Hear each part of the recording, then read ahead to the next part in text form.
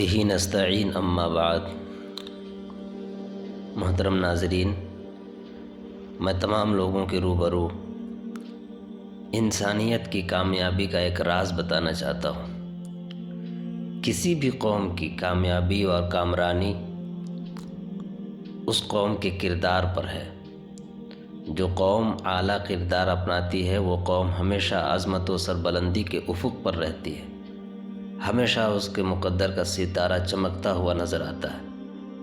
اس کے الٹے وہ لوگ جو اخلاقی پستی کا شکار ہوتے ہیں، جن کے کردار، جن کے کریکٹر خراب ہوتے ہیں، تو وہ ذلت و پسپائی کا شکار ہو جاتے ہیں۔ اسلام نے ہمیں یہ سوچ دیا کہ ہمیشہ اعلیٰ اخلاق سے ہی قوموں کو فتح کیا جاتا ہے، حالات کا سامنا کیا جاتا ہے، زندگی میں سکون حاصل کیا جاتا ہے۔ یاد کریے وہ حدیث جب نبی پاک صلی اللہ علیہ وسلم غار حرا میں تھے اور حضرت جبرائیل علیہ السلام نے آ کر آپ سے حکم اقرا دیا تھا، آپ کو پڑھنے کا حکم دیا تھا، اے میرے محبوب پڑھیے، اقرأ بسم ربک الذی خلق۔ یہ جو سب سے پہلی وحی نازل ہوئی، اس کے بعد اللہ کے رسول صلی اللہ علیہ وسلم کے اندر جو کیفیت طاری ہوئی، ایک مشہور حدیث ہے۔ آپ ایک گھبرائی ہوئی کیفیت کو لے کر کے وہاں سے گھر تشریف لائے اور آ کر حضرت خدیجہ رضی اللہ تعالی عنہ سے یہ کہا کہ مجھے اطمینان دلاؤ، لگتا ہے میرے ساتھ کوئی انہونی ہونے کو ہے۔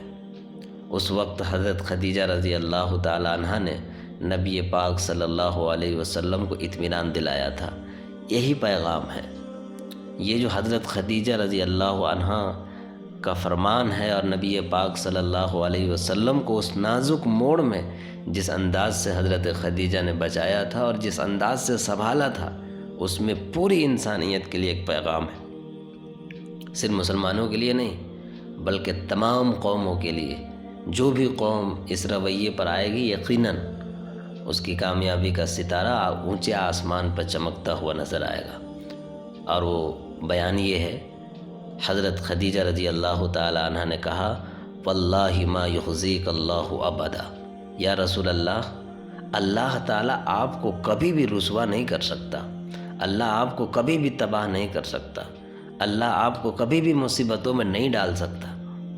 اب اہم پوائنٹ یہ ہے کہ کیوں نہیں ڈال سکتا۔ اس بات کو حضرت خدیجہ رضی اللہ تعالیٰ عنہ نے بیان فرمایا اور یہ کہا کہ یا رسول اللہ، آپ اتنے اعلیٰ اخلاق کے مالک ہیں، جو بھی انسان اتنے اعلیٰ اخلاق کا مالک ہوگا، میں پورے یقین کے ساتھ کہہ سکتی ہوں کہ کبھی اس کے ساتھ ایسے نامصائب حالات نہیں آ سکتے۔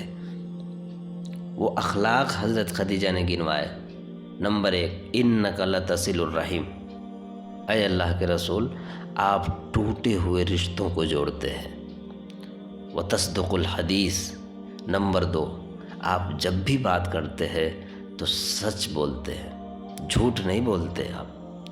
وتحمل الکلہ۔ بے کسوں، بے بسوں، مجبوروں کا بوجھ اٹھاتے ہیں آپ۔ جس کا کوئی نہیں ہوتا اس کا آپ ہوتے ہیں۔ جن کو ضرورت ہوتی ہے ان کی ضرورت آپ پوری کرتے ہیں۔ وتقسب المعدوم۔ جن کا کوئی سہارا نہیں ہوتا آپ ان کا سہارا بن جاتے ہیں۔ وتقری الضیوف۔ اور مہمانوں کی مہمان نوازی کرتے ہیں۔ جس آدمی میں اتنا اعلیٰ اخلاق ہوں، میں پورے یقین کے ساتھ یہ کہہ سکتی ہوں کہ اس کے ساتھ کبھی بھی کوئی مصیبت نہیں آ سکتی۔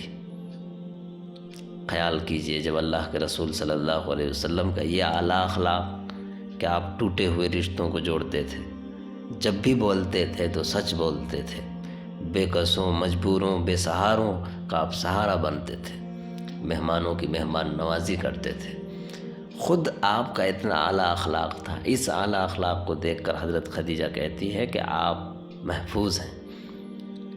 اسی طرح اللہ کے رسول صلی اللہ علیہ وسلم نے اپنی تعلیمات میں بھی لوگوں کو بتایا ہے کہ مخلوق خدا کی خدمت کرو، تم پر اللہ مہربان ہوگا۔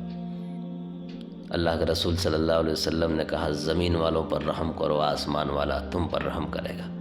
اسی سلسلے کی ایک حدیث سن لیجئے۔